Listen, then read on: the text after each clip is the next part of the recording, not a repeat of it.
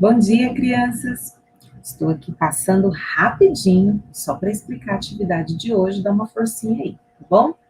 Vou partilhar, como de costume, a atividade com vocês. Olha aí, atividade da aula 16, dia 25 de agosto, terça-feira.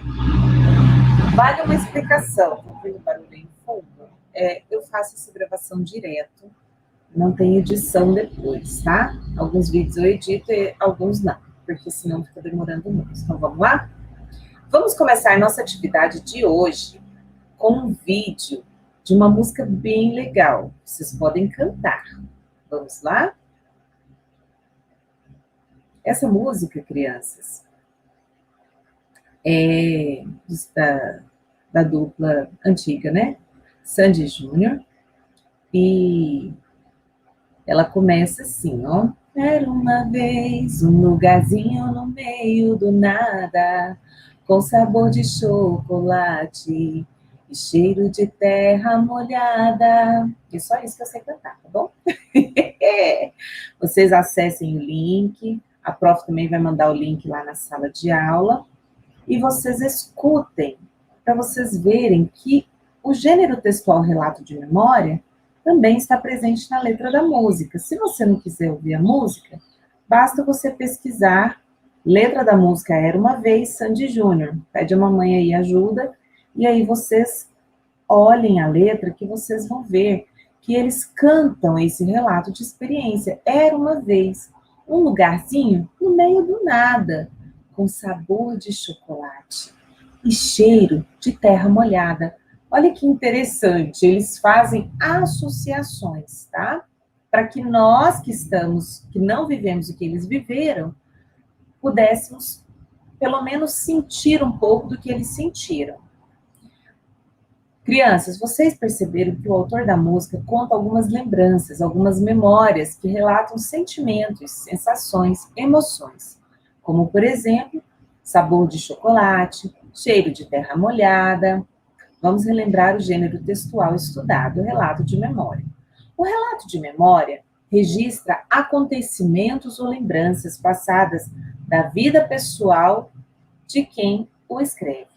A descrição é um recurso muito utilizado nesses textos, porque ele enriquece a narrativa e ajuda o leitor a compreender os hábitos das pessoas que viviam na época que está sendo lembrado. Descrever é mostrar como são os objetos, os lugares, os seres e sua maneira de ser e de viver. A pessoa que narra suas lembranças conta não apenas os fatos vividos, mas relata também sensações e sentimentos despertados por esses fatos. Leia o texto abaixo e responda as atividades, marcando as opções corretas, em cada caso. Tempo de infância. Olha aqui no final, é um texto de Daniel Munduruku. Tempo de infância. Quando se é criança, o mundo é apenas um grande parque de diversões, e são essas as primeiras lembranças que trago em mim. Lembro que, ainda bem pequeno, gostava de sair correndo atrás de meus irmãos e primos maiores. Era uma corrida sem finalidade. Corria-se por correr, ou apenas para repetir os gestos dos calangos que dividiam com a gente o espaço da aldeia. Meus irmãos e eu andávamos sem paradeiro e sem destino. Íamos a todos os cantos que nos eram permitidos pelos adultos. O igarapé era nosso principal objetivo, mas também tínhamos as árvores, enormes mangueiras que cresciam por toda a aldeia. As maiores subiam com destreza e depois me ajudavam a subir também. Passávamos horas ali, brincando de navegar nos galhos das árvores, comendo mangas com farinha de mandioca. Eu imagino que o restante desse texto deve ser interessantíssimo. Então, aqui nós vemos o relato de um indígena, Daniel Munduruku, enquanto ele era criança na aldeia. As palavras que você não sabe o significado, crianças, se você tem um dicionário, pesquise. Não Não vá ao Google toda hora, não. Exercite o hábito de encontrar palavras no dicionário. Se você não tem um dicionário, tá tudo bem. Pode pesquisar na internet também, tá? Então vamos lá. Número 1. Qual é o título do texto? Tempo de infância, Daniel, Munduruku ou criança? Marca um X, tá? Quem é o autor do texto? Quem escreveu, em geral, vem lá no final do texto. Eu falei umas 2 ou 3 vezes para vocês. O autor, tempo de infância, os indígenas, Daniel Munduruku, criança. Qual o gênero textual? Vocês sabem qual gênero estamos estudando essa semana, não, tá? Não sabem? É fábula? Conto maravilhoso? Conto de fadas? Relato de memória? Que pistas nos dá o texto de que a criança era indígena? Quais são as pistas? Tá, tia? Porque você falou, tá? Essa opção não tem. Então, você precisa voltar no texto. Qual frase do texto, qual trecho do texto prova que era um indígena? Era uma corrida sem finalidade? Só crianças indígenas correm sem finalidade? Eu me lembro, quando eu era criança, eu amava correr. E eu não sou indígena. Corria-se por correr, ou para repetir os gestos dos calangos que dividiam com a gente o espaço da aldeia. Quando se é criança, o mundo é um parque de diversões. Lembro que ainda bem pequeno gostava de sair correndo atrás de meus irmãos e primos menores. E aí? Qual é a frase, qual dessas frases provam que a criança era indígena? Rodrigo tinha 132 bolinhas de gude, aquelas bolinhas de vidro. Ele deu 29 para o seu irmão Rafael. Com quantas bolinhas de gude ele ficou? Faça a operação para descobrir o resultado e saber qual é o antecessor e o sucessor do número encontrado. Bom, é o seguinte, você tem algumas ações para fazer aqui. A primeira delas é saber que cálculo você tem que fazer. Então, a primeira ação é que cálculo. E para saber isso, você precisa separar os números para o cálculo. Então, o Rodrigo tinha 132 e ele deu 29. Então, se eu tenho e dou, se eu dou, quer dizer que eu tirei do que eu tinha e dei.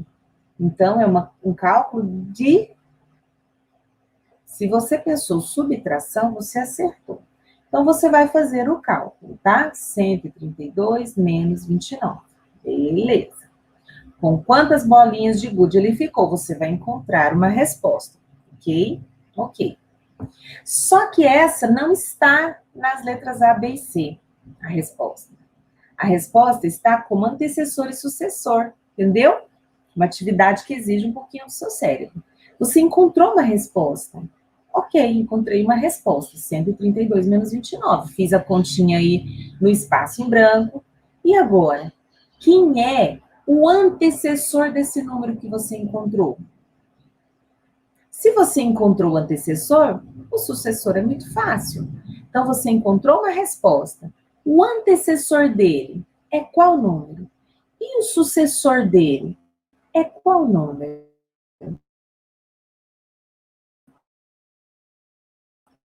Está lá no meu canal, tá bom? E você pode assistir a aula. Ela é um pouquinho longa, mas ela é bem explicadinha, tá? E aí você vai marcar. O meu resultado, o antecessor é 102 e o sucessor é 104? Não. O meu resultado, o antecessor é 114 e o sucessor é 116?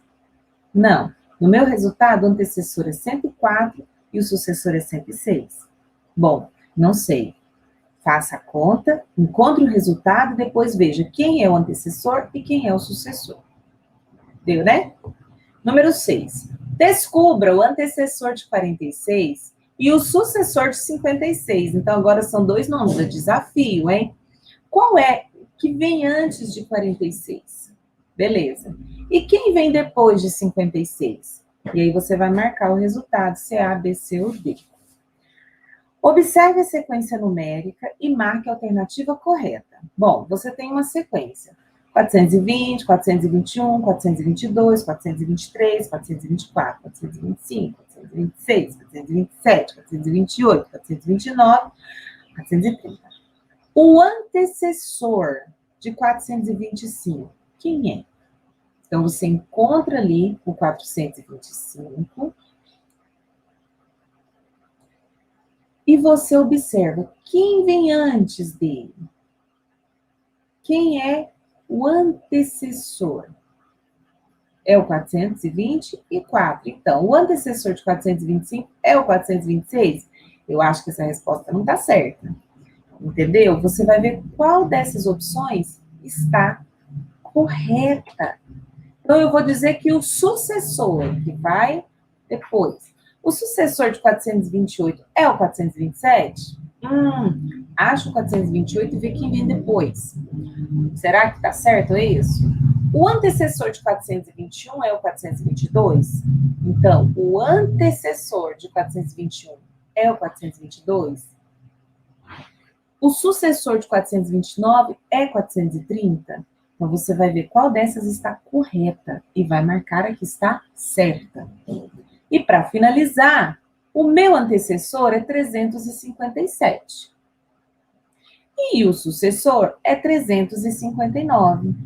Qual número eu sou?